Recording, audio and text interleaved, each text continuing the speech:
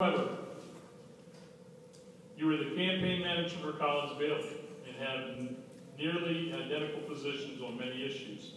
Can you tell us what are your differences between you and the trio? You know, that's a very interesting question. I got that question an awful lot because, and people have a hard time believing that I actually like my primary opponent. Isn't that weird? You're not supposed to like him, right? You're supposed to be smearing mud and throwing stuff. I just can't do that.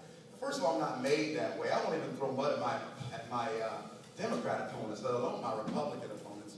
I have a great deal of respect. In fact, he and I share the same, we shared the same Bible study and prayer group for a while. I'm focused on being Mr. Hoyer, and I'm focused on getting enough people in the 5th Congressional District to believe the way that I do, that we have the best chance to be this congressman that's currently holding the people's seat here in the 5th Congressional District.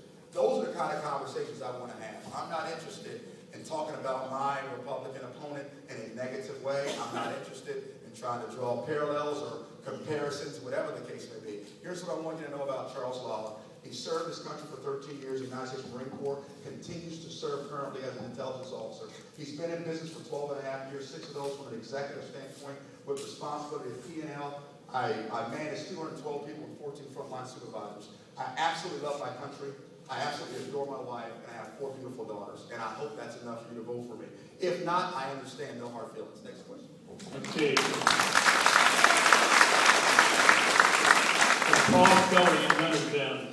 Besides securing the border, what other plans do you propose to solve the illegal immigration problem? Well, I think you have to start with what they're doing in Arizona. I think that's great legislation. I think Jan's getting a hard time for that legislation. I think many of us, if you have a couple bucks, ought to throw some bucks their way to help this this lawsuit, this whatever they call this thing. I still don't know if they're really doing it. If they had read it, they would see that there's nothing wrong with what the legislation says, and it's not racial profiling. Look, I'll be honest with you. I'm in a car and I'm speeding, and Detective Haven Smith pulls me over with the Charles County. I'm so glad he's on our team. Not that I get a free pass. I'm just so glad that you're.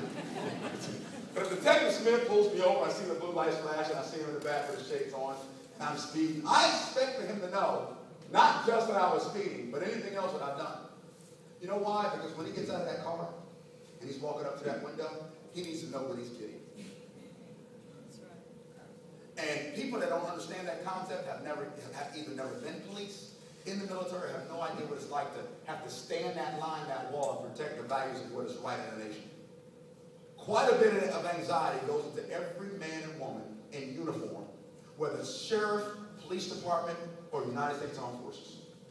And I have no problem with Detective Smith knowing that I was speeding, that I got an unpaid parking ticket in Washington, D.C. I'm confessing everything to you. That way you know what's going on, and my wife's going to pay it. She really is. But I have no problem with him knowing everything about what I've done, because that's going to help him better treat me with civility and do the right thing, and unfortunately have to give me the appropriate punishment for my decisions. That's all they're looking to do in Arizona, that if they stop you, they should at least be able to check the legality of your presence, because if you're here in this country illegally, you've already broken the law. That's right.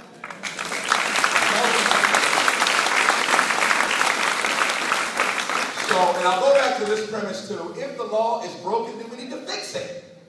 But as the law stands right now, if you're here illegally, you've already broken the law. Next question. Okay, from Linda Howe in St. Mary's City. The Chinese government reduced the AAA rating on U.S. bonds. The collapse of the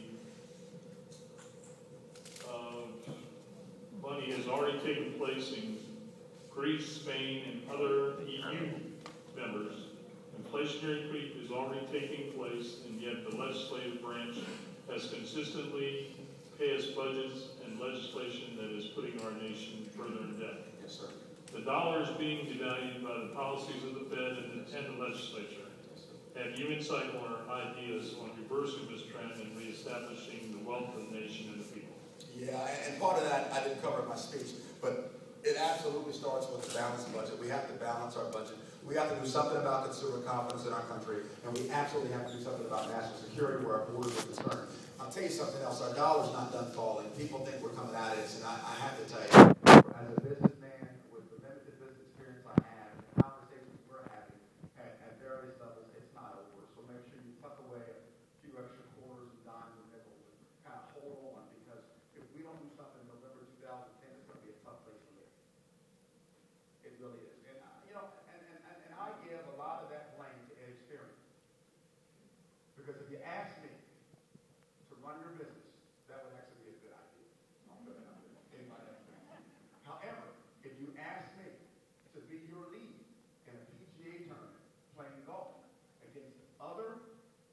professionals. You deserve what you get. I've been playing golf for about 2.5, 3, actually 4 years, about 4 years.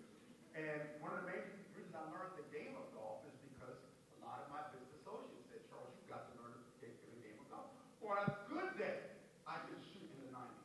On a good day, and some of y'all know that's terrible. That's like a 28 handicap plus, right?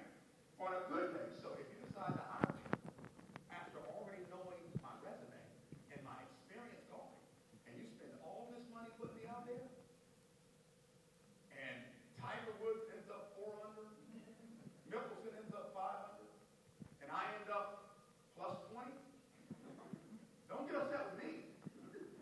You're the one that hired me knowing my resume. So we allow folks who did not have a bit of business experience. I'm not talking against anyone. I'm telling you the truth.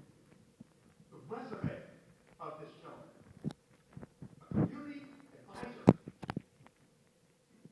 no leadership experience, none. I don't know how it happened. I guess we were romanticized and fell in love with the emotional aspect of what was going on. And then a cabinet that's filled with folks that have not worked in business. Then you have a congressman that says to you that he can make up the best judgment. He knows the best for our district more so than we do, and he's never had a job. You're not ready for what you're doing. It's not that I'm speaking bad about people. I'm showing you the reality of the thing. Many of you are talented in your individual skill sets and what you do. You don't bring somebody in to fix your car that can't even work the microwave. Right? Common sense values. That's how we got ourselves here. We need more businessmen and women at this time of our nation's history to help us figure out the economic catastrophe that was. That's what we got.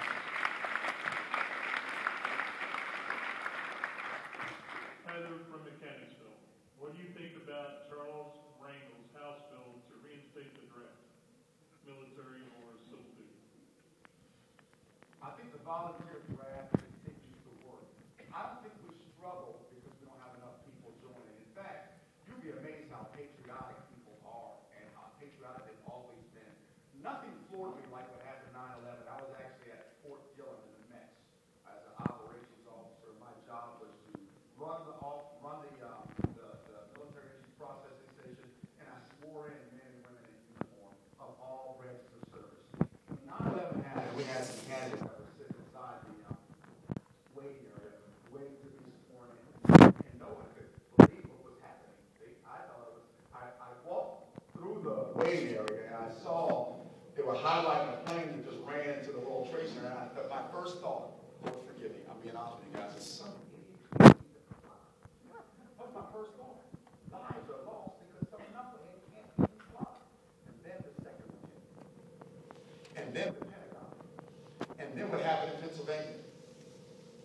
The doors swung open with people trying to join right then. We had a lot of people out of the Mex that wanted to forego the process and go in right there. See, I don't think that our problem